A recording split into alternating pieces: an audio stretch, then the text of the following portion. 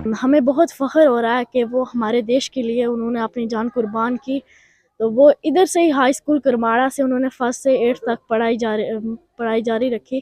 اس کے بعد انہوں نے پونچھ سے اپنی پڑھائی مکمل کر کے وہ فوج میں جوائن ہو گئے، اور آج کچھ دن پہلے ہی وہ دیش کے خاطر شہید ہو گئے. ہمیں بہت فخر ہے ان پہ کہ ہمارے دیش کے لیے وہ ہمارے ہی بیچ رہنے والے شہید ہو گئے ہیں، اور ہمیں دکھ بھی ہو رہا ہے کہ وہ ہمارے ہی بیچ رہنے والے ایک چلے گئے ہیں، اور ہمیں فخر بھی محسوس ہو رہا ہے.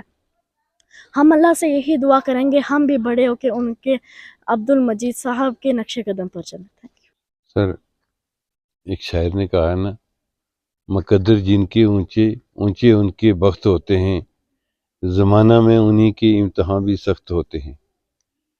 حوالدار عبداللہ مجید جو ہمارے ایک ہونہار بچہ اسکول سے پڑھ کے نکلا تھا، ہمارے گاؤں کا تھا، اس نے یہ ثابت کر دیا کہ مقدر اونچے کرنے ہیں تو پھر امتحان بھی سخت دینا ہے. تو وہ امتحان میں پاس ہو گیا. ہر امتحان سے بڑا امتحان اس نے اپنی زندگی میں اپنی جان نچھاور کر کے ملک کے لیے اپنے آپ کو شہید کر کے، سینے پہ گولیاں کھا کے، ملیٹنٹس کا خاتمہ کر کے، بہت سارے وہاں پر سولین کو اور آرمی والوں کو بھی بچا کر اپنی جان دے کر اس نے ہمارے سر کا اونچا کر دیا. فخر سے ہمارے گاؤں کا نام اونچا کر دیا. اور بچوں نے دیکھا ایک طرف ڈرگ ایڈکٹڈ لوگ مرتے ہیں، ایک طرف ملک پہ جان دینے والا مرتا ہے. اس کی موت کا نظارہ جو لوگوں نے اور بچوں نے دیکھا، ایک ہی ٹائم میں دیکھا، نزدیک دیکھا. تو اس سے بچوں میں ایک بڑا یہ فرق ہوا کہ موت میں فرق ان کو پتہ لگا کہ ایک موت کا کیا اثر ہے اور دوسری موت کیسی ہوتی ہے. آج تو جو آدمی زندہ تھا وہ بھی مرنا چاہتا تھا کہ ایسی موت مجھے بھی مل جائے. اس کا نظارہ دے کے تو بچوں میں ایک حوصلہ آئی.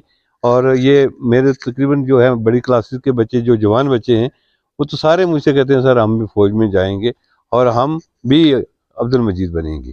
ان کی یہی تمنا ہے کہ ہم بھی ملک کے لیے کچھ کریں. اس کا جان تو گئی لیکن انکریجمنٹ جو ملی، جو ہماری ہمت بڑی ہے، اس کا کوئی مقابلہ نہیں. تو میں آپ کا میڈیا کا بہت بہت شکریہ ادا کرتا ہوں.